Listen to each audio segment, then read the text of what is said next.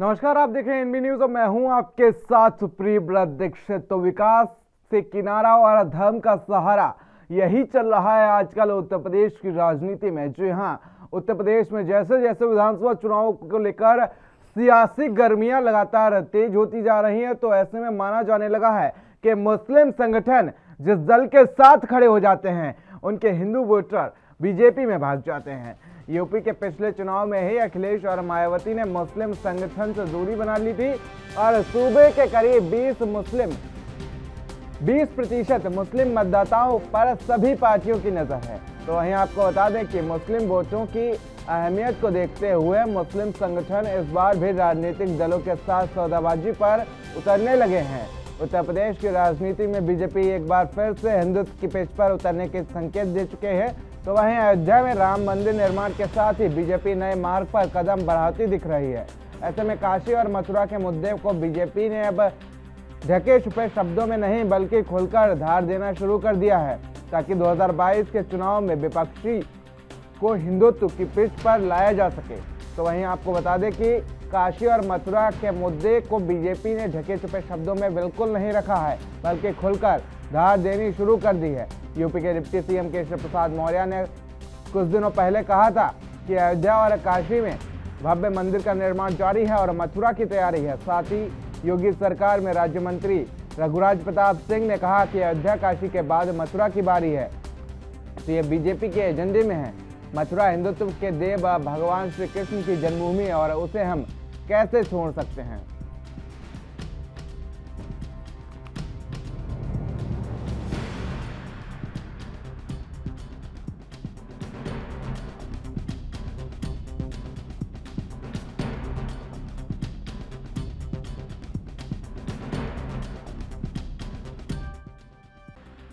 तो आपको बता दें कि एक बार फिर से धर्म के नाम की राजनीति जो है वो गरमाने लगी है। विकास से कोई लेना देना नहीं है राजनीतिक पार्टियों का।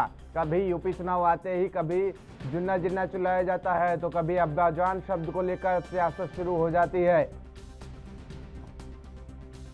तो जिस तरीके से बीजेपी हिंदुत्व के एजेंडे को धार देने में जुटी हुई है, अभी कुछ दिनों पहले 10 दिन में बात की जाए तो प्रधानमंत्री नरेंद्र मोदी 2 बार काशी पहुंचे थे, और अक्टूबर से बात की जाए अभी तक तो प्रधानमंत्री नरेंद्र मोदी 1 दर्जन से ज्यादा बार काशी अपने संसदीय क्षेत्र आ चुके हैं। तो वहीं आपको बता दें कि सूबे के मुखिया योगी आदित्यनाथ भी लगातार हिंदुत्व की राजनीति को धार देने में लगे हुए हैं। तो एक तौर पर साफ होता दिख रहा है कि जिस तरीके से चुनाव आए, धर्म की राजनीति लाए, विकास से तो किनारा कर लिया गया है, लेकिन धर्म का सहारा भी जरूर ले लिया गया है। विकास के नाम पर नहीं मांगे जा रहे हैं वोट, लेकिन धर्म के नाम पर जरूर वोट मांगे जा रहे हैं।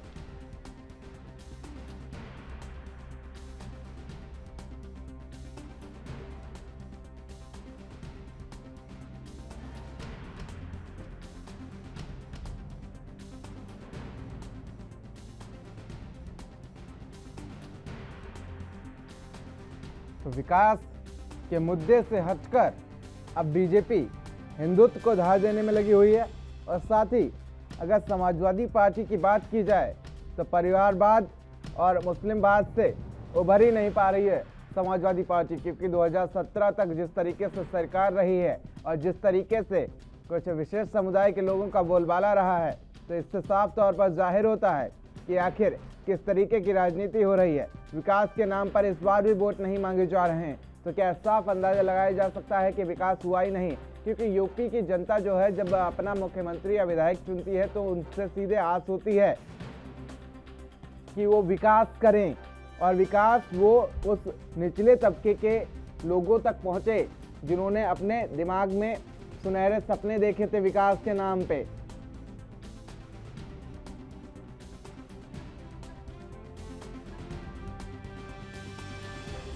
तो चीज और ये साफ होती नजर आ रही है कि आखिर क्या विकास हुआ ही नहीं है जो उसके नाम पे वोट मांगे जाएं, क्योंकि जनता को सिर्फ और सिर्फ विकास चाहिए होता है।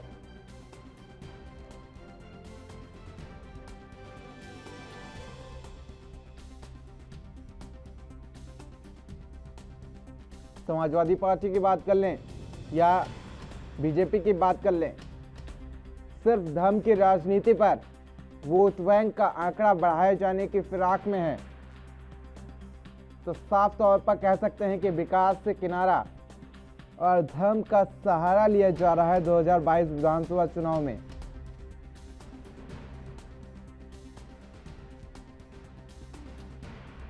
अभी कुछ दिनों पहले जिस तरीके से डिप्टी सीएम केशव प्रसाद मौर्य का एक ट्वीट वायरल हुआ था और सुर्खियों में आ गए थे वो अपने ट्वीट को लेकर कि काशी अयोध्या में निर्माण जारी और अब मथुरा की तैयारी,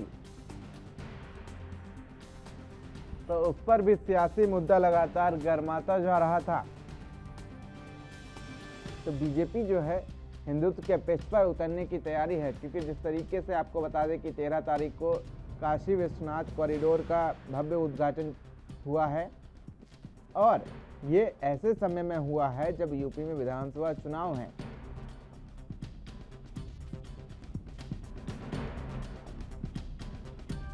तो वहीं राम मंदिर को लेकर भी बीजेपी अपनी पीठ थपथपाती हुई नजर आ रही है। हालांकि निर्णय तो सुप्रीम कोर्ट का था, लेकिन इसका श्रेय भी बीजेपी लेती हुई नजर आ रही है कहीं ना कहीं, और वहां पर राम मंदिर का निर्माण कार्य लगातार जारी है।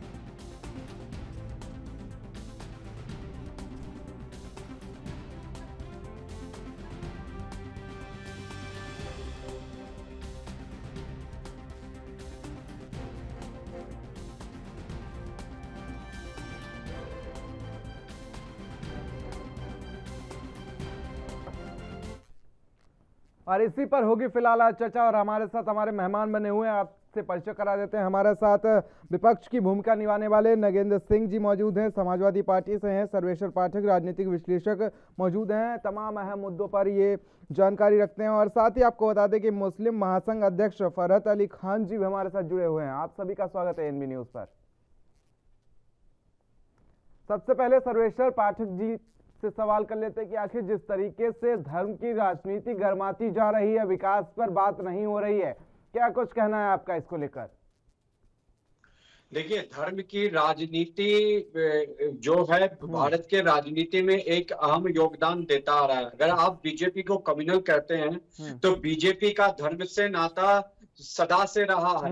वो सिंस बिगिनिंग राम मंदिर के मुद्दे को उठाते हर एक चुनाव में आए हैं और उनका चुनावी घोषणा पत्र में होता था। तो बीजेपी के लिए आप कुछ नहीं कह सकते। उन्होंने खुलेआम लोगों को कहा था कि हम आज सत्ता में आएंगे तो राम मंदिर का निर्माण कराएंगे। फैसला अदालत में था, अदालत के द्वारा ये फैसला हुआ और आज भव्य राम जी का भव्य मंदिर अयोध्या में बनने जा रहा है। रही दूसरे पार्टी की बात, अगर हम यूपी का एग्जाम्पल ले ले तो मायावती हुई, अखिलेश यादव हुआ, ये जो मुस्लिम तुष्टीकरण की राजनीति में व्यतीत थी, इनका जो जितना जीवन काल रहा सरकार का, और वो कुछ भी नहीं जानते थे, केवल मुस्लिम तुष्टीकरण। अखिलेश यादव की सरकार में देख लीजिए कि वो अपने चाचा शिवपाल सिंह को अलग करके आजम खान को नंबर 2 मानते थे। तो इससे बड़ी और दुर्भाग्य की बात क्या थी? और जो माफियाओं को वो बढ़ावा देते थे, आजम खान का कितना बड़ा लोगों का जमीन हड़पने का था। तो धर्म की राजनीति दूसरी पार्टियां कर रही है, बीजेपी का सदा से ये मुद्दा रहा है, उनके चुनावी घोषणा पत्र में रहा है और वो ताल ठोक के बोले हैं, वो हिंदू धर्म को लेके चले हैं। लेकिन उन्होंने कभी ये नहीं कहा कि मैं मुसलमानों का विकास नहीं करूंगा। हमारे प्रधानमंत्री जी ने कहा सबका साथ सबका विकास, और अब तो और हो गया सबका विश्वास। तो जो दूसरी पार्टियां हैं, समाजवादी पार्टी या बहुजन समाज पार्टी, मैं अभी केवल बीजेपी यूपी का एग्जांपल दे रहा हूं, आप अगर पंजाब का भी एग्जांपल देख ले तो वहां पे भी वही होने जा रहा है। कांग्रेस आके क्या कर रही है? कांग्रेस शुरू में तुष्टीकरण की राजनीति में थी, जैसे देखिए जनाधार खिसकता जा रहा है, हिंदू का जो बहुत बड़ा तबका है वो उनसे अलग ही हो चुका है। बस जो भाई बहन है, बंटी बबली की जोड़ी, वो चुनाव आते ही हिंदू बन जाते हैं। राहुल गांधी अपने आप को दत्तात्रेय गोत्र बताने लगते हैं और बहन चंडी पाठ शुरू कर देती है। भाई रुद्राभिषेक करने चला जाता है रुद्राक्ष की माला धारण करके। और ये चुनाव के समय आप मंदिर जाके आप हिंदू नहीं हो सकते, आपको मन से तन से हिंदू बनना पड़ेगा। हेलो नगेंद्र सिंह जी, चुनावी आप माहौल तो में फिलहाल आप डिबेट शुरू हिंदू होते बन ही के सवालों से लोगों घिर को गए। रिझा नहीं सकते सर्वेश्वर हैं। पाठक जी जवाब ले लेते हैं इसका नगेंद्र सिंह जी से।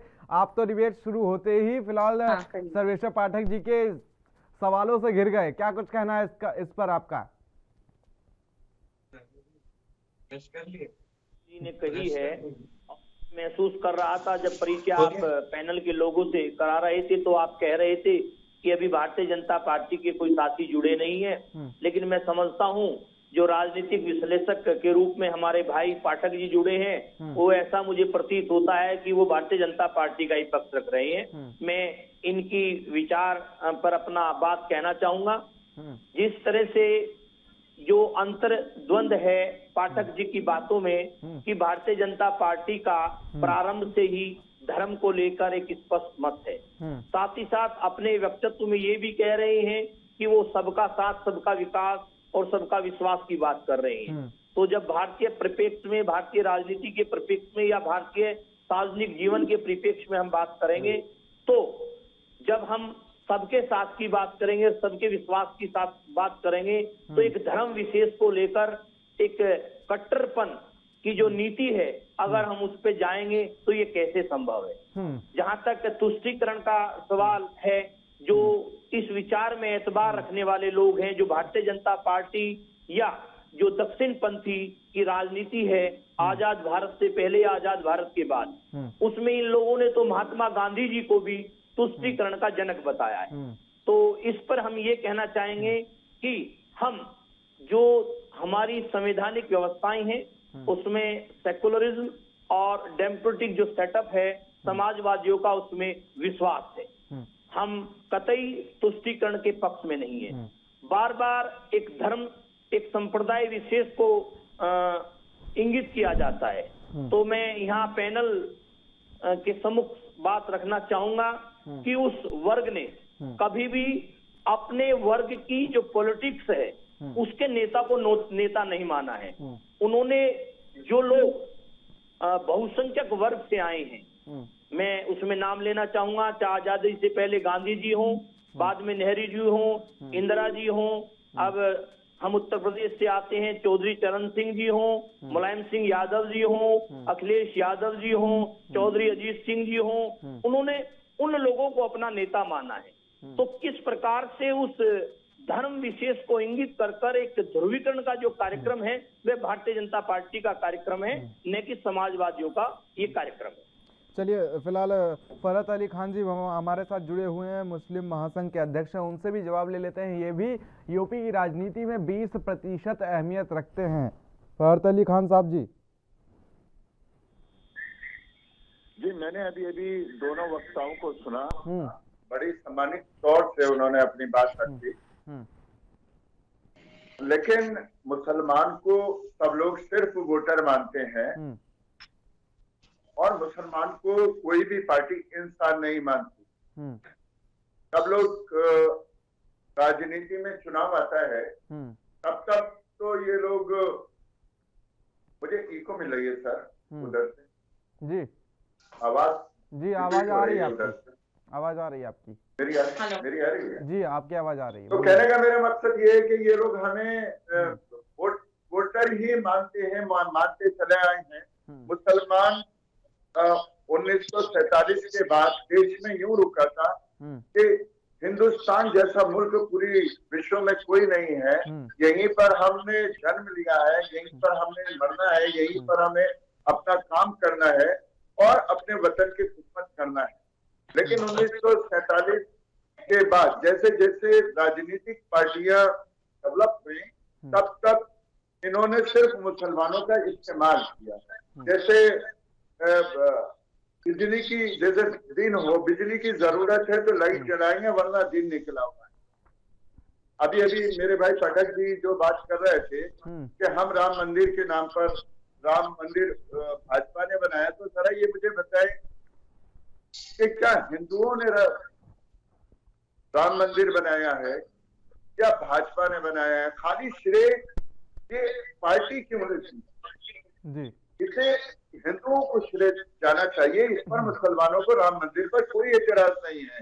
सिर्फ मुसलमानों को एतराज है तो ये है कि हमें भी आप जैसा इंसान माना जाए। हमारी भी जरूरतें वही है, हम वही ठेला चलाते हैं, वही सब्जी बेचते हैं, उसी रजाई में जाड़े में सोते हैं। हम अपनी पद्धति के हिसाब से पूजा पाठ यानी इबादत करते हैं। तो हमें इंसान माना जाए, वोटर नहीं माना जाए, चाहे समाजवादी हो, चाहे भाजपा हो, चाहे कांग्रेस हो। मैं कुछ कहना चाहूंगी। जी, हमारे साथ बीजेपी से नेहा शालिनी दुआ जी भी जुड़ चुके हैं। आपका स्वागत है एनबी न्यूज पर। जी जी, आप कुछ कहना चाह रहे थे? मैं जो अभी हमारे मुस्लिम भाई साहब हैं जो बोल रहे थे कि यहाँ हमारे को वोटर उस राजनीति से जोड़ा जाता है, तो मुझे सुन के बहुत हैरानी है कि आपको ऐसा क्यों लगा कि आपको इंसान नहीं समझा जाता।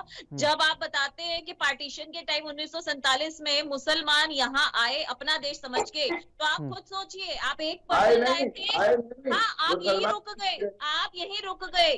तो आप 1% से 25% हुए, तो हमने आपको अपना समझा इसीलिए हुए ना। अगर हमने आपको अपना नहीं समझा होता तो जो पाकिस्तान में हिंदुओं का हाल हुआ है कि 8% रुके थे और 8 से आज 0.25% भी नहीं बचे हैं, तो ये फर्क होता है। हम धर्मनिरपेक्ष देश है और भाजपा जो है सभी धर्मों का सम्मान करती है, लेकिन इसका मतलब ये नहीं है कि कोई हमारे धर्म का अगर अपमान करेगा तो हम उसे सहते जाए, सुनते जाए। और ये युगों युगों से कांग्रेस के टाइम पे होता आ रहा है। वहां सिर्फ और सिर्फ जो है कांग्रेस वाले यही वाली राजनीति करते थे, अल्पसंख्यक राजनीति। तो हम ये वाली राजनीति नहीं करते। हम चाहते हैं सबका साथ सबका विकास। प्रधानमंत्री की जितनी भी योजनाएं आई हैं, चाहे वो आवास योजना हो, चाहे वो सुकन्या योजना हो, चाहे प्रधानमंत्री जी की जो राशन योजना हो, क्या इसमें कहीं लिखा हुआ है कि अल्पसंख्यकों को या मुसलमान को वो फैसिलिटी नहीं दी जाएगी जो हिंदुओं को दी जाएगी? तो ये कहना कि हमारी पार्टी जो है वो मुसलमानों के अगेंस्ट है, बहुत गलत है। हम सभी धर्मों का सम्मान करते हैं, लेकिन अपने धर्म का बहुत सम्मान करते हैं। जैसे आप अपने धर्म का सम्मान करते हैं, ऐसे हम भी करते हैं। और हम बिल्कुल बर्दाश्त नहीं करते कि कोई हमारे जो धर्म है उसका जरा सा भी अपमान करे। लेकिन इसका मतलब ये नहीं कि हम आपके धर्म का अपमान करते हैं, हम उसको भी समझते हैं। ये कांग्रेस की राजनीति थी। आज तक आप लोगों को मदरसों में क्यों पढ़वाया?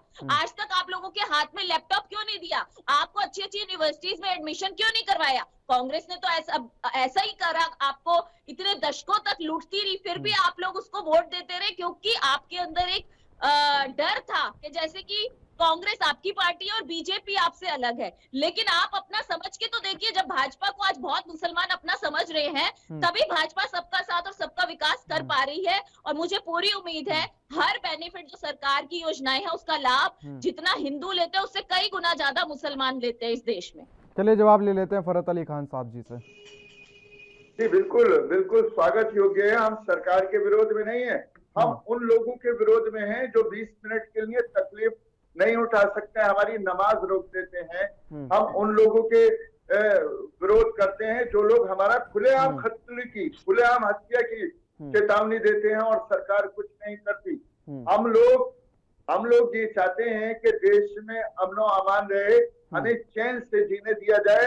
हमारा वोट चाहे बीजेपी ले ले, चाहे अन्य दल ले ले। और भाजपा जो है वो सिर्फ मुसलमानों से क्यों टकरा रही है? भाजपा मुसलमानों के लिए बता रही है पक्ष में या विपक्ष में, वो राजनीतिक अन्य दलों से अपना चुनाव लड़े ना। इसमें हिंदू और मुसलमान करने की जरूरत क्या है?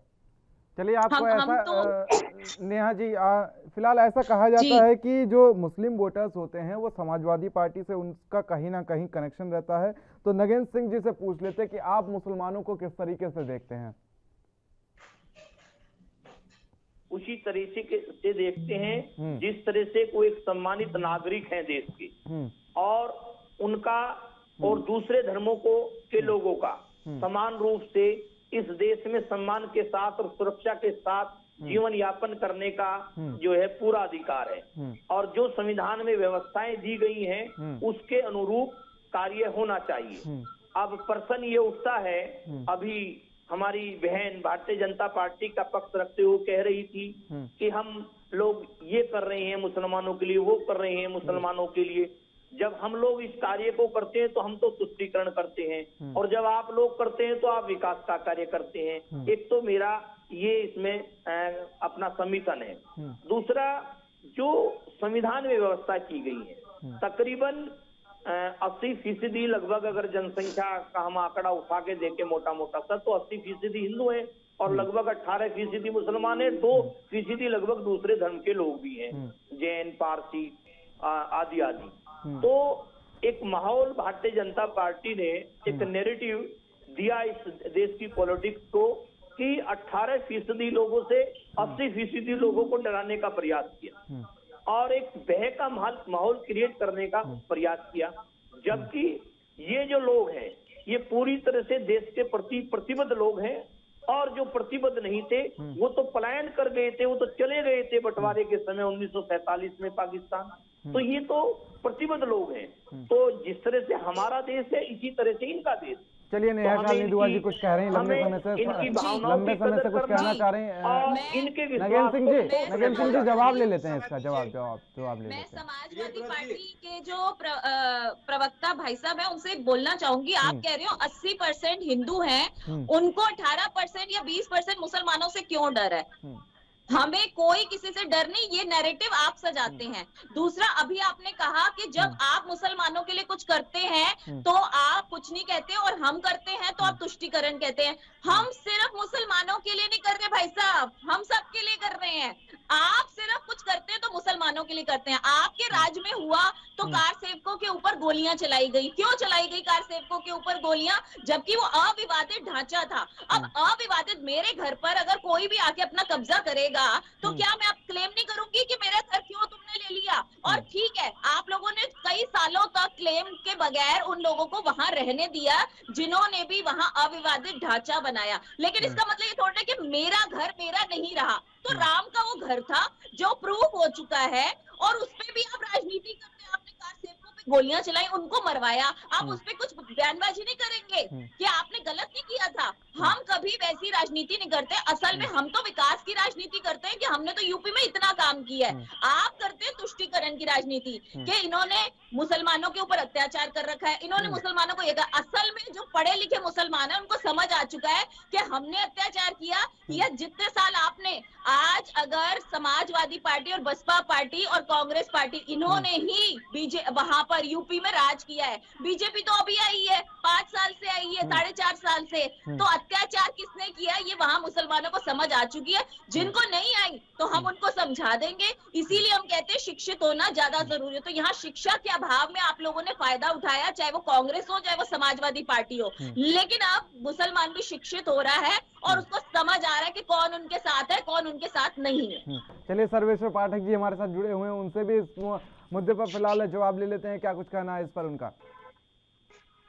देखिए प्रियव्रत जी, सबसे पहले मैं आपके चैनल पे जब भी आता हूं, अगर सच्चाई बोलो तो कांग्रेस के प्रवक्ता हो, सपा के प्रवक्ता मुझे बीजेपी का प्रवक्ता बता देते हैं। तो ये उनकी मानसिकता दर्शाती है। मैं इतना ही कहता हूं, खान साहब ने कहा कि हमें केवल वोट के लिए यूज किया गया, ये उनका सरासर कहना गलत है। अगर वोट के लिए यूज किया जाता तो आपके जो सपा अगर यूपी में आई तो वो हज हाउस बना रही है, वो कब्रिस्तान बना रही है, हर एक शहरों में मस्जिद बनवाया, वो वोट के लिए यूज होता है। इन्होंने कहा क्या कि हमें नमाज नहीं पढ़ने दिया जाता है। आप अराजकता फैलाओगे, किसी भी रोड को छेक के नमाज पढ़ने लगोगे, ये कहाँ का खुदा का ये है कि रोड छेक लो, आवागमन को रोक दो, नमाज पढ़ने लगो? अरे आप अपने घर में नमाज पढ़ो ना, मस्जिद में ही नमाज पढ़ना जरूरी है क्या?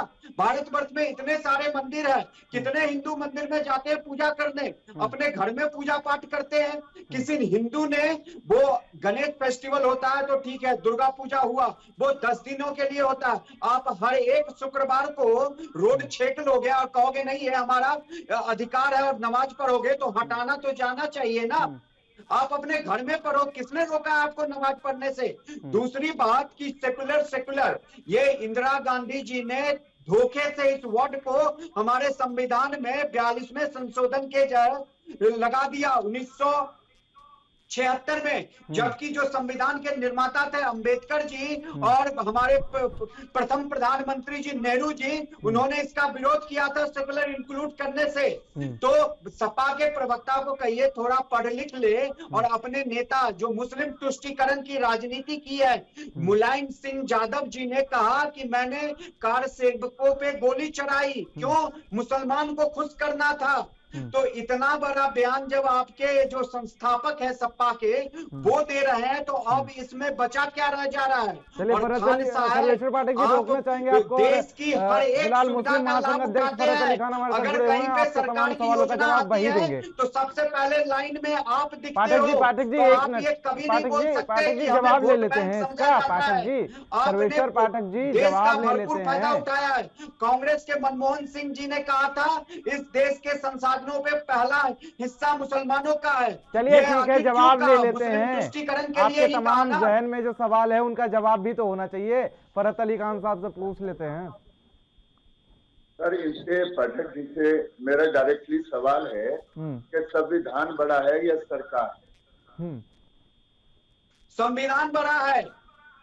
तो संविधान में कहीं नहीं लिखा है कि रोड चेक के नमाज पढ़ो तो आपका विरोध नहीं होगा। संविधान में कहाँ लिखा है मुझे बता दो, कौन से संशोधन में, कौन से आर्टिकल में लिखा है? खान साहब जरा बताइए। अब तो आप तो श्रीमान जी पढ़े लिखे मालूम हो रहे हैं, लेकिन बड़ा गुस्सा कर रहे हैं। इतना गुस्सा अच्छा नहीं होता, न सरकार के लिए न संगठन के लिए। झूठ वाली बात कहते हैं कि हमें नमाज पढ़ने से उठा दिया जाता है। अरे आप अनैतिक कार्य करोगे तो किया जाएगा ना। किसी भी पार्क को छेक के आप नमाज पढ़ना शुरू कर देते हो। किसी भी खाली एरिया हुआ वहां पे साजिश के तहत आप अपनी भीड़ जुटाते हो, नमाज पढ़ना शुरू करते हो। ये संविधान में कहा आप एक स्थान का नमाज तो वो बताएं, जगह बताएं कि जहां पर सामूहिक इस तरह की नमाज होती है कि मुंह उठाया नमाज पढ़ ली। नमाज पढ़ने के लिए कुछ नियम सिद्धांत होते हैं आदरणीय। दूसरी बात कि जो लोग सड़कों पे नमाज पढ़ रहे हैं वो वाकई गलत, मैं उसका विरोध करता हूँ कि मस्जिद में नमाज होना चाहिए, क्योंकि किसी को तकलीफ पहुंचे हमारी नमाज से तो ऊपर वाला वो इबादत कभी कबूल नहीं करता। हमारा मकसद है कि फरहत जी रोकना चाहेंगे और नगेंद्र सिंह जी कुछ कहना चाह रहे हैं इसी को लेकर। तमाम सवाल उनके भी जहन में और तमाम जवाब भी उनसे बिल्कुल। नगेंद्र सिंह जी, मैं यहाँ अपने साथी पाठक जी को करेक्ट करना चाहूंगा और इनसे सीख लेना चाहूंगा। जी बिल्कुल। मैं इनको बताना चाहूंगा कि संविधान की उस हिस्से को ये पढ़ें कि जो संविधान का सेकुलर स्टेटस है वो इंदिरा गांधी के अमेंडमेंट के बाद नहीं है। सेकुलर स्टेटस जो है संविधान का वो मौलिक अधिकारों को पढ़ें और मौलिक अधिकारों में ही व्यवस्था कर दी गई थी कि स्टेट जो होगा, इंडिया जो स्टेट होगा वो सेकुलर स्टेट होगा। तो पहले तो ये इस बात पे गौर करें कि इंदिरा गांधी के पंथ निरपेक्ष और समाजवाद सबके इंक्लूजन के बाद नहीं, देश जो है संविधान के लागू होने के समय में ही सेकुलर स्टेटस दे दिया गया था। एक तो मेरा ये सबमिशन है, ठीक है। तो ये अपने आप को करेक्ट करें, मुझे ना करेक्ट करें। जी चलिए, नेहा शालिनी दुआ जी काफी लंबे समय से कुछ कहना चाह रहे थे, उनसे भी जवाब ले लेते हैं आखिर इस पर। मैं जो खान साहब ने कहा इस बात से जैसे कहते हैं बहुत अच्छा लगा मुझे ये सुन के कि उन्होंने कहा कि सड़कों पे जो नमाज पढ़ते हैं वो गलत बात है, उसका हम विरोध करते हैं।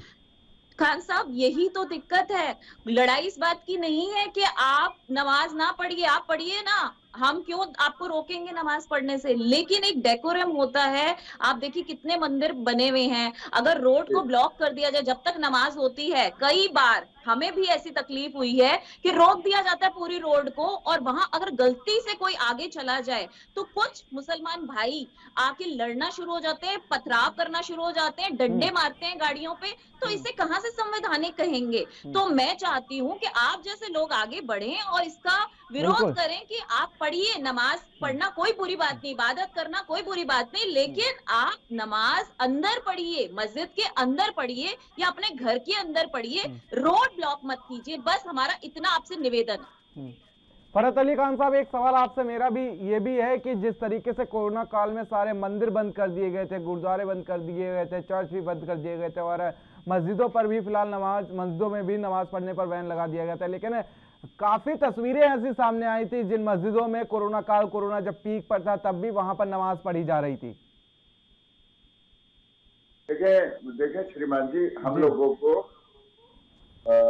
नमाज पढ़ने में जो लोगों को तकलीफ पहुंच रही है, मुस्लिम महासंघ का राष्ट्रीय अध्यक्ष होने के नाते मैं उन लोगों से बहुत क्षमा चाहता हूं कि जैसे कोई बीमार जा रहा है और अगर हम नमाज पढ़ना है और बीमार रास्ते में अगर मर जाता है तो जितने भी लोग वहाँ नमाज पढ़ रहे हैं उनकी इबादत बिल्कुल कबूल नहीं होगी, क्योंकि हमने अस्पताल का रास्ता रोक रखा था। रही बात आप वाली कि कोरोना काल में, कोरोना जो है सरकार की कोशिशों से हमारे देश में खत्म हुआ, लेकिन जब हिंदू और मुसलमान और जो हमारी कम्युनिटीज रहती हैं उन्होंने घरों में रह के इबादत की और सीधे जय श्री राम और नारे तकबीर अल्लाह अकबर का नारा लगा और जो ऊपर गया, उससे हमारे भारत में कोरोना जैसी बीमारी का सर्वनाश हो गया, मतलब खत्म होने की कगार पे है। आज जो भी है वो बाहर से बीमारी आ रही है, हमारे देश में नहीं फैल रही है। इसके लिए मैं सरकार को, इसके लिए सारे धार्मिक विद्वानों को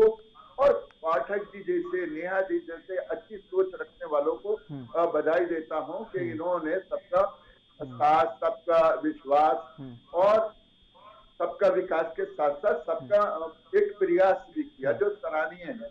हमें सिर्फ शिकायत ये है कि आजकल मोबाइल सोशल मीडिया पे हर हिंदूवादी संगठन उठता है जिसका पार्टी या सरकार से लेना देना नहीं होता। वो सिर्फ एक बात कहते हैं कि मुसलमानों को काट दो, मुसलमानों को मार दो। जैसे अगर वो लोग इस तरीके की बात करते हैं तो हमारे यहाँ भी कुछ लोग इस किस्म के गंदे लोग हैं जो इस तरीके की बात का जवाब देते हैं और जिसमें हम जैसे सब पढ़े लिखे लोग कुछ कर ही नहीं सकते। हम लोगों को ये चाहिए कि सोशल मीडिया पे जो इस वक्त में वायरल वीडियोस हो रहे हैं उनको वायरल करने पे सरकार से रोक लगवाएं। नेहा जी आप रोक लगवाइए और ऐसे लोगों को, चाहे वो हिंदू हो या मुसलमान हो, सख्त से सख्त सजा मिलना चाहिए। जो हिंदुओं को मारने, काटने या परेशान करने या कार पे डंडा मारने की बात करते हैं या मुसलमानों की गर्दन काटने की बात दूसरे अन्य संगठन करते हैं।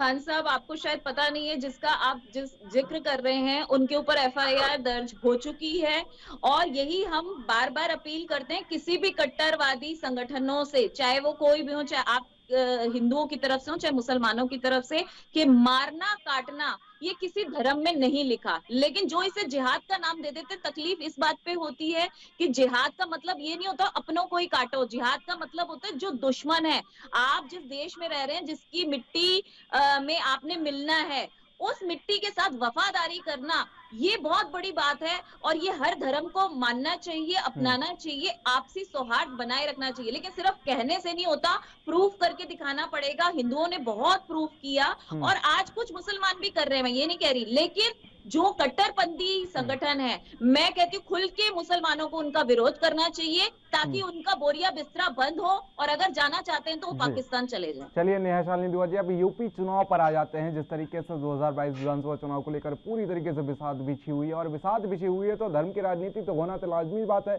लेकिन जिस तरीके से चुनाव आए तो धर्म की राजनीति लाए। कभी अब्बा जान को लेकर तंज कसा जाता है, कभी जिन्ना को लेकर तंज कसा जाता है।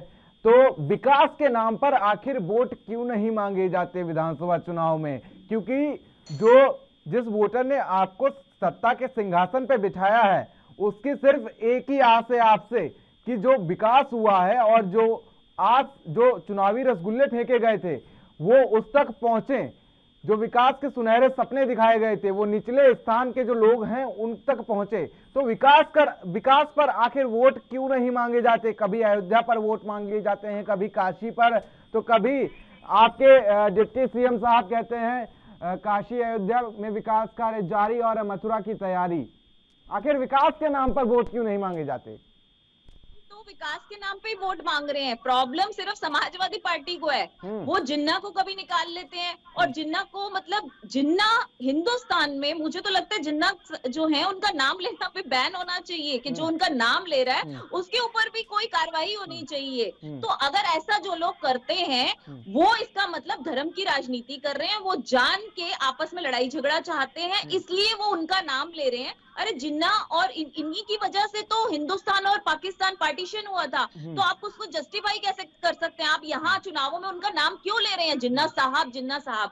हम ये मानते हैं विकास कार्य हमने किया है। यूपी में देखिए कितना इंफ्रास्ट्रक्चर, पूर्वांचल एक्सप्रेसवे बना, अभी गंगा एक्सप्रेसवे का शिलान्यास हुआ है। अब शिलान्यास को तो छोड़िए, जो जो काम हुए वो मैं बता रही हूँ। कुशीनगर एयरपोर्ट, अयोध्या एयरपोर्ट, जेवर एयरपोर्ट बनने की तैयारी में है, और काशी विश्वनाथ का इतना बड़ा कॉरिडोर, इतना भव्य कॉरिडोर, क्या ये किसी के शासनकाल में पूरा हुआ? ये लोग सपने देखते थे, ये लोग शिलान्यास करते थे। इन्होंने शिलान्यास की राजनीति करी है समाजवादी पार्टी और बसपा पार्टी ने, लेकिन हमने काम की राजनीति करी है, हमने डिलीवर करके दिखाया। प्रधानमंत्री जी ने कहा कि कोई भी योजना जो सरकार की तरफ से बनाई गई है वो अगर अपने तय समय सीमा में नहीं बनेगी तो उसके ऊपर आज से पेनल्टीज लगी जाएंगी। आज तक पुरानी सरकारों ने, समाजवादी या बसपा ने क्या किया या कांग्रेस ने क्या किया? सिर्फ शिलान्यास करते थे और दशकों तक जो काम है वो रुके रहते थे। अभी कितना बड़ा कानपुर में जो सीवेज प्लांट था, एक इतना गंदा सीवेज प्लांट जो दशकों से रुका हुआ था, और गंगा रिवर के अंदर वो सीवेज प्लांट 1000 करोड़ पानी गंदा सीवेज का गंगा रिवर में डलता था, उसे हमने बंद किया, जो 20 साल से लटका हुआ था। तो कुछ ऐसे काम हैं जो सरकार ने अपने हाथ में लिए और बिना ये सोचे समझे कि हमारे को वोट नहीं मिलेंगे, ये नहीं सोचा और काम करके दिखाया। तो हम तो कहते हैं हमने तो विकास किया है, हमने 5 लाख नौकरियां दी हैं यूपी में, और दूसरा आईटी का बहुत बड़ा टेक्सटाइल पार्क बन रहा है गौतम बुद्ध नगर में, इंडिया का, हिंदुस्तान का सबसे बड़ा आईटी पार्क, और वो भी टेक्सटाइल इंडस्ट्री को बढ़ाने के लिए। वहां पर तकरीबन 25 से 27 लाख नौकरियां मिलेंगी। तो ये क्या लोगों को रोजगार नहीं मिलेगा? आज जो इतना डेवलपमेंट हो रहा है, वहां एयरपोर्ट बन रहा है, अयोध्या एयरपोर्ट बन रहा है, जेवर एयरपोर्ट बन रहा है, कुशीनगर एयरपोर्ट तो स्टार्ट ही हो गया है, वहां के आसपास के लोगों को नौकरियां नहीं मिली। ये तो नहीं देखा गया ना ये मुसलमान है इसको नहीं हम नौकरी देंगे, या ये कोई सिख है, ईसाई है, सिर्फ हिंदू को देंगे। अरे एयरपोर्ट पे कितने सारे इंजीनियर मुस्लिम्स हैं, कितने सारे बुद्धिस्ट हैं, कितने सारे सरदार हैं। काम को हमने तो तवज्जो दी है, लेकिन समाजवादी पार्टी ने हमेशा धर्म की राजनीति बीच में लाए हैं ताकि आपस में लड़ाई झगड़े हो और सारे जो अल्पसंख्यकों के वोट हैं वो हमारे पास जाए। चलिए नेहा जी, एक सवाल मेरा आपसे ये भी है कि अगर विकास इतना किया गया है, ठीक है, विकास धरातल उतारा गया है, तो आखिर इतनी सियासी बौखलाहट क्यों? अक्टूबर से अभी तक अगर प्रधानमंत्री नरेंद्र मोदी की दौरों की बात कर ली जाए तो सिर्फ काशी में वो 1 दर्जन से ज्यादा बार आए हैं, और अभी 13 तारीख को भी वो काशी में थे और 23 तारीख को भी वो काशी में थे। और यूपी के सीएम योगी आदित्यनाथ की बात कर लें या डिप्टी सीएम की बात कर लें, लगातार रैलियों का आयोजन किया जा रहा है। आखिर अगर विकास किया है तो अब जनता तो विकास पर ही वोट देगी, आपको उनका प्रचार करने की क्या जरूरत है? अरे आजकल आप बताइए, जनता तो बिल्कुल विकास पे वोट देगी, लेकिन आप देखते हैं पिक्चर की भी प्रमोशन की जाती है। कोई अच्छी मूवी आने वाली होती है, उरी आई, द सर्जिकल स्ट्राइक, उसकी भी प्रमोशन हुई, जबकि वो सुपर डुपर हिट मूवी थी। तो मेरे को ये लगता है कि अगर हम अच्छे काम कर रहे हैं और उसका गुणगान कर रहे हैं तो इसमें कोई बुरी बात भी नहीं है। हर किसी को अपनी अच्छाई, जब हम भी कोई अच्छा काम करते हैं, अगर सामने वाला उसकी तारीफ नहीं करता तो हमें खुद कई बार बोलना पड़ता है कि ये देखिए हमने इतना अच्छा काम किया, ताकि जनता तक वो आवाज जाए। और क्योंकि बहुत सारी योजनाएं ऐसी हैं, जैसे दिल्ली में भी भाजपा सरकार की तरफ से, केंद्र सरकार की तरफ से 6 महीने का राशन मुफ्त दिया जाता है दिल्ली वालों को, और जहां झुग्गी वहां मकान की व्यवस्था भी, हमारी जो अनऑथराइज कॉलोनीज है उसे पास किया प्रधानमंत्री जी ने। लेकिन अरविंद केजरीवाल जी झूठ बोल देते हैं कि मैं कर रहा हूं ये। तो कुछ यहाँ मुख्यमंत्री ऐसे हैं जो अपना नाम कर देते हैं, भोली भाली जनता को तो पता नहीं होता कि ये योजना केंद्र की है या राज्य की है। उनको लगता है हमारे पास ये योजना आ रही है ना, तो शायद राज्य का मुख्यमंत्री दे रहा होगा। तो यहाँ हमको खुद बताना पड़ता है, भाई ये केंद्र की योजना है जो हम डायरेक्ट आपको भेज रहे हैं। चाहे जो हमारे शासित राज्य हैं वो तो अपने आप बताएंगे ही बताएंगे, उनका पता चल जाता है, लेकिन जहाँ हमारे शासित राज्य नहीं, बताना पड़ता है। केंद्र से मिले या राज्य से मिले, जनता को तो विकास चाहिए, चाहे केंद्र से मिले या राज्य से मिले। मौका दीजिए जी।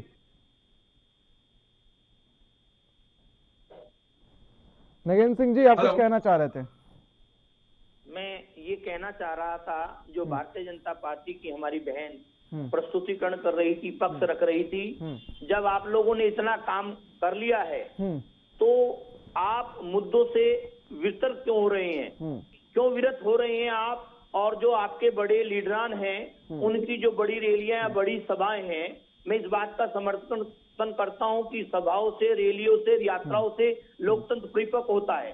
तो उसमें जिस तरह के मुद्दे प्रस्तुत किए जा रहे हैं, उनके जो बयान है, उनका जो प्रस्तुतिकरण है, वो विकास को न लेकर दूसरे मुद्दों को लेकर है। जो अभी इन्होंने फिल्म का उदाहरण दिया, तो मैं इस बात से तो इनकी सहमत हूं कि जिस तरह से फिल्मों का जो प्रमोशन होता है, तो फिल्मांकन ही किया जा रहा है। काशी धाम का कॉरिडोर का उद्घाटन का हम स्वागत करते हैं, लेकिन जिस तरह से प्रधानमंत्री जी का उस उद्घाटन के समय पे जो बयान है अपने प्रतिपक्ष के राजनीतिक दल के राष्ट्रीय अध्यक्ष को लेकर और दल को लेकर, उस पर हमें आपत्ति हो जाती है। अगर वो सांस्कृतिक जो महत्व है श्री काशी विश्वनाथ धाम का, उस पर अगर वो विचार रखते तो ये पूरी दुनिया और पूरा देश जानता। लेकिन उन्होंने टिप्पणी क्या की है और उसी दिन का जो पीएमओ का ट्विटर हैंडल है, उस पर क्या रिमार्क दिया है, उस पर हम लोगों को आपत्ति हो जाती है। अब जहां तक विकास की बात है, जो इन्होंने किया था, कहा था, वो कर नहीं पाए, इसीलिए पुराने अपने उसे रटाए धार्मिक ध्रुवीकरण के कार्यक्रम पे भारतीय जनता पार्टी और उसके बड़े लीडर जा रहे हैं। तो अभी उप मुख्यमंत्री उत्तर प्रदेश सरकार ने 6 दिसंबर से पहले क्या कहा था, और आज की सरकार के द्वारा ही वहां एक माहौल बनाया गया। उसके बाद क्योंकि सरकार की संवैधानिक जिम्मेदार होती है, कितना पुलिस फोर्स डिप्लॉयड किया गया। तो अगर हमने अभी आप अपने वक्तव्य में पहले सेशन में कह रही थी कि अविवादित नहीं था, जब हमारे नेताजी मुख्यमंत्री थे तो वह मामला न्यायालय के विचाराधीन था, और न्यायालय के दिशा निर्देशों का पालन करना प्रत्येक संवैधानिक पद पर बैठे व्यक्ति का दायित्व होता है। दूसरा, एक भीड़ इकट्ठी होती है, नहीं तो पुरातत्व विभाग ने तो बताया था ना कि वहाँ पहले राम मंदिर था, ये बात आपको नहीं पता थी? पुरातत्व विभाग पे तो विश्वास है ना, वो उन्होंने पहले ही बोल दिया था कि वहाँ जो जीवाश्म मिले हैं, जो वहाँ नीच खुदाई में मिले हैं, वो वहाँ श्री राम का मंदिर था, इसका प्रमाण देते हैं। तो भाई साहब, ये तो फिर आपकी गलती है कि आपके नेताजी ने तब भी उस बात पे यकीन नहीं करके कार सेवकों के ऊपर गोलियां, मतलब सीधा बर्बाद हो गए क्या हिंदुओं को? पूरे हिंदुस्तान से खत्म करना चाहते हो? 80% को 10% लाना चाहते हो क्या आप? बता दीजिए। एक मसला विवाद के रूप में सर्वोच्च न्यायालय के मौका दिया जाएगा आपको। सर्वेश्वर पाठक जी, नया जी, मुझे कंक्लूड करने दीजिए, आप बीच में ना बोले। जब आप कह रही थी तो मैं बीच में नहीं बोला था। तो मैं ये कहना चाहूंगा, जो मामले न्यायालय में होते हैं, तो क्या किसी भीड़ को अलाउड कर दे इसका निर्णय लेने के लिए, डेमोलेशन के लिए या कंस्ट्रक्शन के लिए? तो सीधा भीड़ को मार दोगे, कत्लेआम कर दोगे? जो कानून हाथ में लेगा तो सरकार का क्या कार्य होता है? आपने सरकार का क्या कार्य होता है? गोलियां चलवा के बर्बाद हो। क्या दंगा होने दे? ऐसा तो मैंने कोई हनेरगर्दी, गुंडागर्दी कहीं नहीं देखी भाई साहब। नहीं, नगेन सिंह जी, आपसे बातचीत करेंगे, लेकिन सर्वेश्वर पाठक जी काफी लंबे समय से कुछ कहना चाह रहे हैं, उनसे भी पूछ लेते हैं कि आखिर क्या कुछ सवाल है उनके मन में और क्या कुछ जहन में उनके जवाब है, उनसे भी ले लेते हैं। पाठक जी। प्रियव्रत जी, देखिए, समाजवादी पार्टी के जो प्रवक्ता जी हैं, उन्होंने मुझे कहा कि अपना ज्ञान बढ़ाइए। मैं उनको वही कह रहा हूं। अभी यहाँ पे अब जो हमारा चर्चा केंद्रित रहा यूपी की विकास पे, वो वापस फिर राम मंदिर पे ले गए। अरे राम मंदिर क्या, जो औरंगजेब ने जो भारत के इतिहास को बदलने की कोशिश की, बाबर ने, उसको अगर हिंदू वापस ले रहा है तो इसमें आपत्ति क्यों है आपको? हमने किसी के जमीन पे किसी की मस्जिद तोड़ के मंदिर नहीं बनाया है, वो वहां पे मंदिर था। काशी विश्वनाथ हो या ज्ञान वापी मस्जिद का जो पहले ये दिया जाता था, हवाला दिया, आखिर क्यों भाई? वो हमारा आराध्य का जगह था। मथुरा अगर बीजेपी कह रही है, अगर मौर्य जी कह रहा है मथुरा बाकी है, तो सही बात है, इसमें कौन सी आपत्ति है?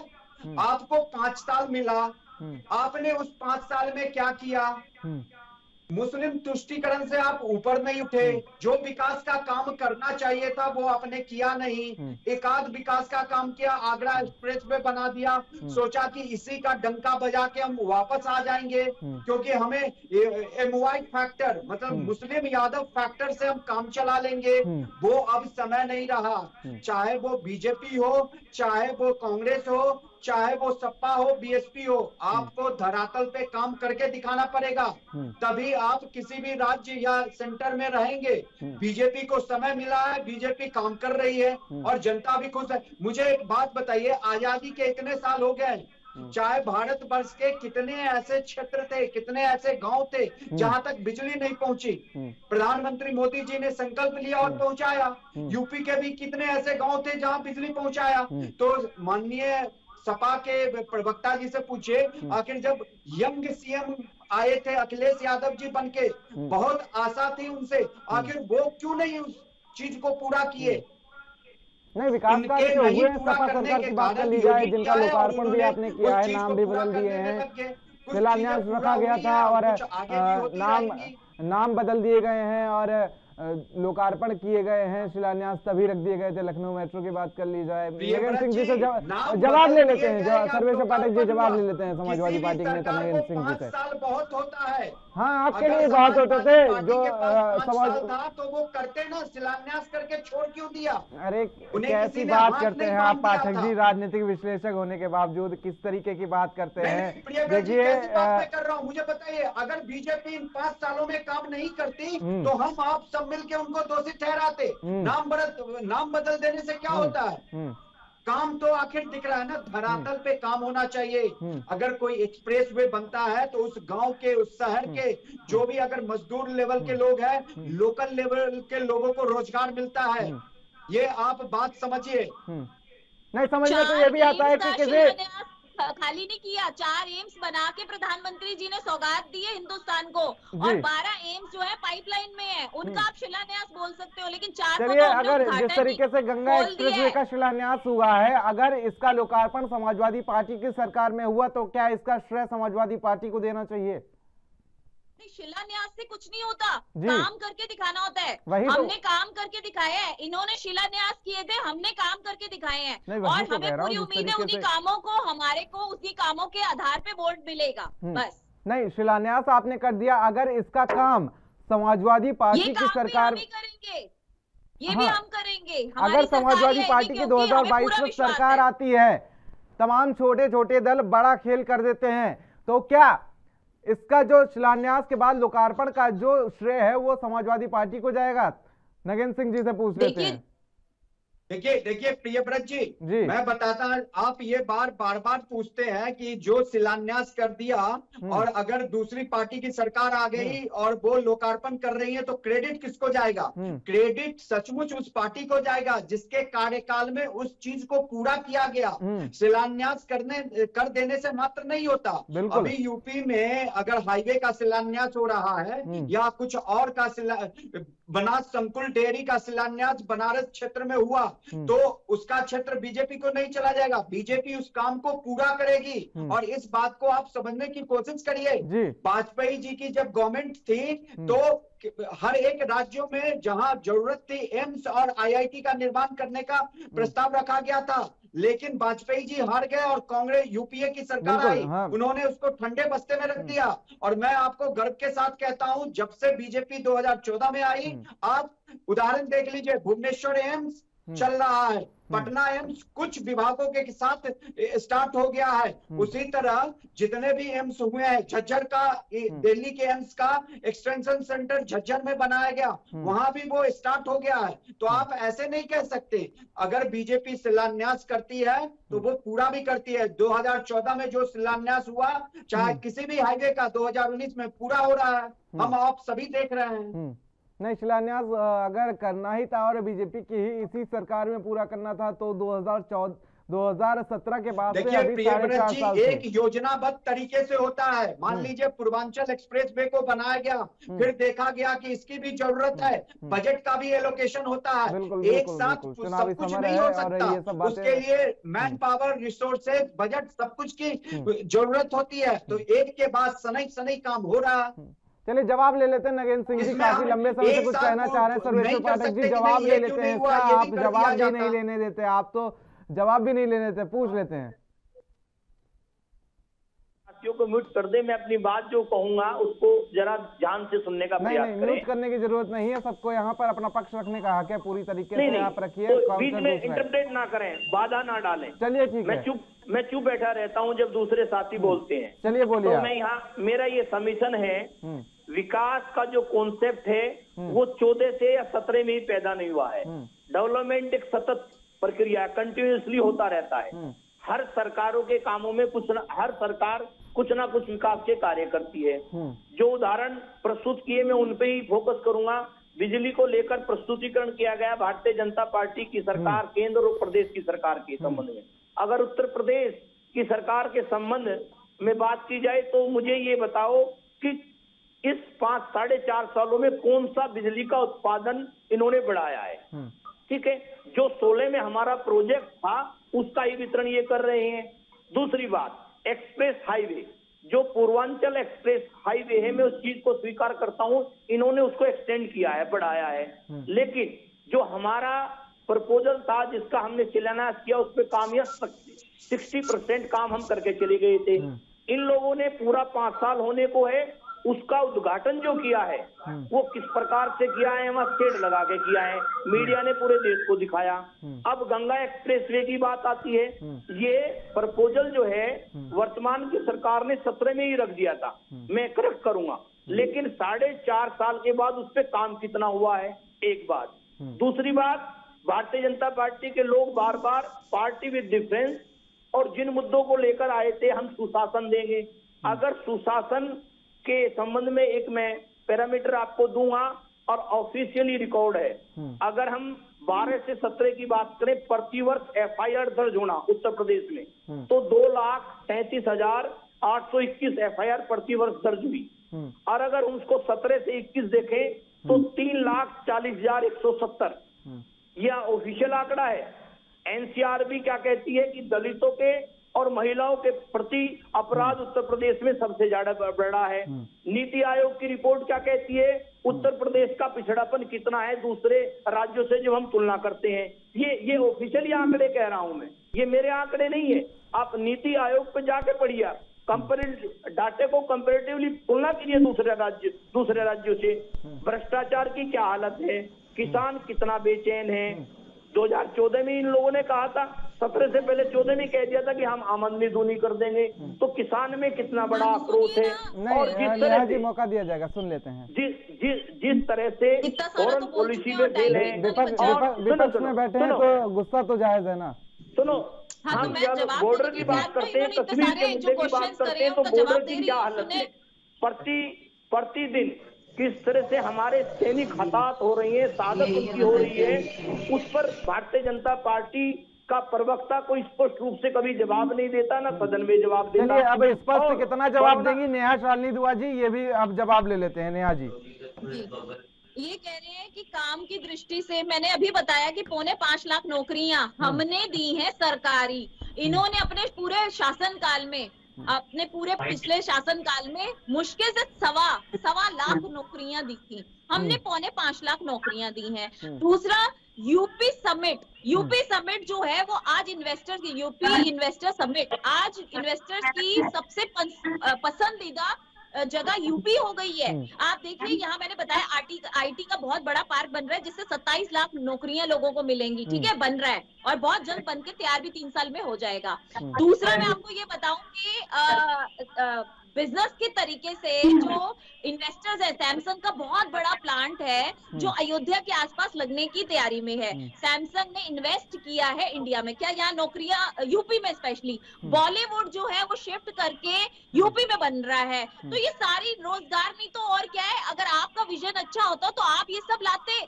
आज जो है इन्वेस्टर, जितने भी इन्वेस्टर्स हैं वो यूपी में इन्वेस्ट करना चाहते हैं, क्योंकि उनको पता है योगी राज में यहाँ गुंडागर्दी खत्म हो गई है। पहले गुंडागर्दी और माफियागर्दी की चक्कर में कि माफिया वहां ज्यादा होता है उत्तर प्रदेश में, क्योंकि इनके शासनकाल में भू माफिया बहुत रहा है, गुंडागर्दी बहुत रही है, लड़कियों के साथ अत्याचार इतने हुए हैं, उनके रेप्स बहुत हुए हैं। हम ये नहीं कह रहे कि हमने बिल्कुल खत्म कर दिए हैं, लेकिन हमारे शासनकाल में ये केसेस कम हो गए हैं और आगे आने वाले टाइम में हम बिल्कुल ही 0 क्राइम कर देंगे। इन्होंने 100% क्राइम किया था और 0% विकास किया था, हमने 100% विकास किया है और 0% जो क्राइम है वो हम आने वाले और 2 साल में करके दिखा देंगे। चलिए नेहा जी, ये कितना क्या कुछ विकास हुआ है, यूपी की जनता 2022 में सभी पार्टियों को आईना दिखा देगी। हमारे साथ मुस्लिम महासंघ अध्यक्ष के फरहत अली खान साहब भी जुड़े हुए हैं, उनसे भी आखिर जवाब ले लेते कि 2022 में जिस तरीके से आपको बी पार्टी कहा जाता है, मुस्लिमों को बी पार्टी कहा जाता है समाजवादी पार्टी का, तो क्या कुछ इस बार मूड बना लिया है मुस्लिमों ने? क्या इस बार भी सिर्फ वही राजनीति होगी और मुस्लिम क्या एक बार फिर से समाजवादी पार्टी का साथ देंगे? देखिए, मैं सबसे पहले तो धन्यवाद देता हूँ आप लोगों को, सबको, कि आप लोग बहुत अच्छी बात कर रहे हैं, बहुत अच्छे अपना पक्ष रख रहे हैं। मैं भी जो बात इस वक्त में कहने जा रहा हूँ वो शायद कुछ लोगों को खराब लगे। कि मोदी जी की जो सबसे अच्छी बात है वो बताने के लिए आपके पास जिन्ना का मुद्दा हो या अब्बा जान बाबा जान का मुद्दा हो, ये जो है ये मुसलमान नहीं उठाते। मुसलमानों को कुछ करने के लिए कुछ राजनीतिक दल उठाते हैं, लेकिन बदनाम हम लोग हो जाते हैं। बिल्कुल। और मोदी जी ने जो सबसे बड़ा विकास किया है, उन्होंने हमें चैन से जीने का मौका दिया, सबको, पूरे हिंदुस्तानियों की बात कर रहा हूँ, क्योंकि सबसे ज्यादा अगर कहीं विकास हुआ है तो हमारा सैन्य शक्ति का विकास हुआ है, हमारे फौजी दस्तों का विकास हुआ है। आज हम लोग डिबेट में सारी बात करते हैं, हो सकता है मोदी जी ने सामाजिक विकास किया हो, धार्मिक विकास किया हो, मैं इसमें लंबी चर्चा में नहीं जाना चाहता, लेकिन सबसे बड़ा जो मैं मोदी जी का मतलब अपना मानता हूँ या ये मानता हूँ कि देश के प्रधानमंत्री को ऐसे होना चाहिए कि जब सेना हमारी सशक्त होगी तो हम चैन से सोएंगे भी और यहाँ टीवी पर बैठ के बातें भी करेंगे। रही बात जिन्ना की, तो मैं मुस्लिम महासंघ का राष्ट्रीय अध्यक्ष होने के नाते सब लोगों से अपील करता हूँ कि वो मुसलमानों को बहकाने भड़काने की कोशिश ना करें, क्योंकि जिन्ना जैसे काले इतिहास वाले व्यक्ति पर मुस्लिम महासंघ का राष्ट्रीय अध्यक्ष टूटता है। जी बिल्कुल, ये टूटना भी चाहिए। हमारे ये बात जी हमारे गांधी थे, हमारे नेहरू थे, हमारे पटेल थे, हमारे सुभाष चंद्र बोस थे, ये सब लोग हमारे थे। मौलाना मोहम्मद अली जौहर थे, अबुल कलाम आजाद थे। हमारा जिन्ना और पाकिस्तान से कोई लेना देना नहीं है। मैं अपनी निहाजी फरहत अली खान साहब जी, आपको फिलहाल माफी के साथ रोकना चाहेंगे। घड़ी अब हमें इशारा दे रही है कि अब फिलहाल समय समाप्त हो रहा है और एक बार फिर से हमारे जहन में एक सवाल छूटती जा रही है डिबेट की, आखिर यूपी में विकास के नाम पर वोट बैंक क्यों नहीं बनाया जाता? आप सभी मेहमानों का हमारे साथ बने रहने के लिए शुक्रिया। और अब सवाल अभी भी यही बरकरार है कि आखिर 2022 विधानसभा चुनाव को लेकर जिस तरीके से पूरी तरीके से चुनावी विषाद बीत चुकी है और क्या कुछ जनता अपना मन बना चुकी है, यह भी देखने वाली बात होगी 2022 विधानसभा चुनाव को लेकर। फिलहाल आज के इस डिबेट में मेरे साथ इतना ही। देश और दुनिया की अहम खबरों के लिए बने रहिए एनबी न्यूज के साथ। नमस्कार।